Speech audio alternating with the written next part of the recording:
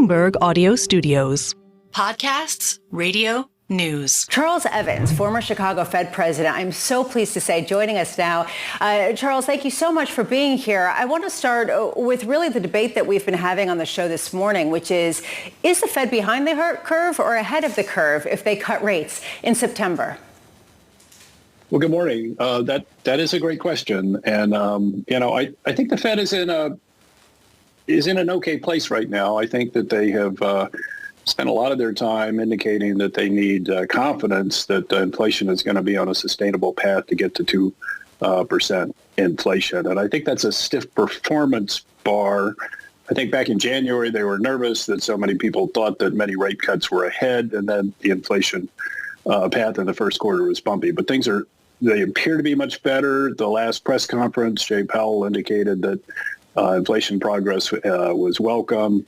And, everybody's expecting a better number this morning. So I think they're in a position where they can respond to the improving inflation data and, the normalization in the labor market and a bit of nervousness with the fact that unemployment has gone up. But I think it is time for them to, really start talking more about how they're going to act and then actually act.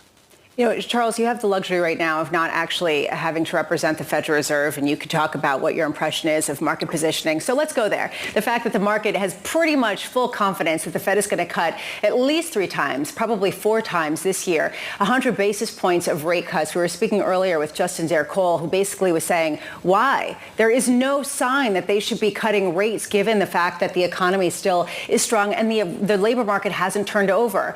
What's the argument to go now, given that we're not seeing a negative print on jobless and on jobs creations? Well, the funds rate's at a restrictive rate of 5.3%. They set that in July of last year, and inflation has come down. So by its real measure, it's only gotten tighter since they took those actions. Inflation has come down. If you look at a bunch of benchmark policy rules that the Fed looks at, they don't follow them necessarily. I mean, they certainly don't follow them in lockstep, but they're a guide as to where policy likely would be headed. And they are far south of where we are right now. I think I saw something where John Taylor said that his rule says that the Fed should be at about 4%. That's quite a long ways. Jay Powell has said that the labor market is normalizing, and they seem to have more confidence that the labor market is only normalizing and not doing worse than that. Even though the unemployment rate has gone up, it's 4.3%. Now, maybe the most recent increase was for some positive factors like increases in labor force, but it has increased by, substantially. And the unemployment rate usually it either goes up or it goes down. And when it's going up, it usually keeps going up. And so it would be, quite sensible from a risk management standpoint to sort of take an initial action and step down somewhat from the restrictive level of 5.3%. Along with what they should be doing, there's also a matter of what they should be saying. And at least from the more hawkish members, Bowman, Bostic, kind of pushing back, saying we need more evidence. Charles, you take this view that your fellow peers, that they aren't guiding well at this moment. What would it look to be guiding better? What would you want to hear from the FOMC at this moment? Well, I think so the Fed has really relied on this rhetoric that they're not about to cut rates until they have confidence that inflation is going to come down sustainably to 2%. The Fed doesn't have a lot of experience with maintaining sustainable 2% inflation. We kept inflation under 2% at 1 3/4 for a number of years. If that's the definition of sustainable, then I can understand why they need the restrictive stance of policy in order to be confident. But I don't think that's what they really mean or they should mean.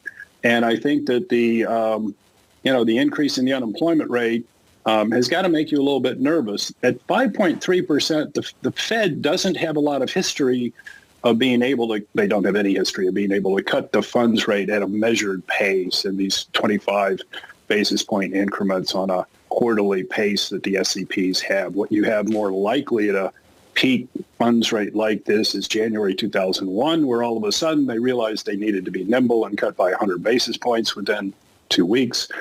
And January 2008, where we cut by 125 basis points in the course of 2 weeks as well. And so I think it's just risk management that you would want to step off of this really quite restrictive 5.3% stance and as nimbly as possible communicate that this is just sort of a readjustment and you've still got your eyes on getting inflation down. It's just you don't need as much restrictiveness as they have in place now. Well, one of the kind of criticisms that's lobbed at the current FOMC is this idea of recency bias, that they were behind when it came to try and combat inflation on the way up. So that sort of scars from that moment means that they don't cut as soon. Charles, you've been in the room where these decisions have been made. Do you think there's any credence to that argument? I think that, one part, people often say, you need to be humble. The Fed needs to be humble. There's a lot of uncertainty out there.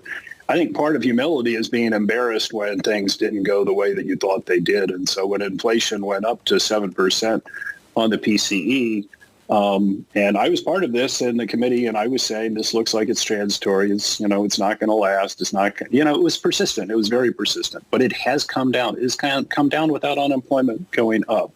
The playbook normally would have been you really need a downturn in order to get inflation down from 7%. We're at 2.5% on the PCE, core PCE. That's remarkable, and it's because of an unwinding of the supply factors. And so I think that it is difficult to look past the fact that I think they had their eyes on the ball. I think Jay Powell, in increasing the funds rate very quickly in 2022, got ahead of the curve. Certainly got on top of the curve better than the other foreign central banks. But it's hard to give up on this idea that you let inflation get away from you in 2022. Gosh darn it, you just got to get it down to 2.0 and it's got to be sustainable. I think that's very aggressive. But that seems to be what they're thinking about. I'm not in the room with them, and I'm trying to understand from their communications what they really mean by this sustainable 2%. And I think they could use some clarifying on that. Charles Evans, former Chicago Fed president, thank you.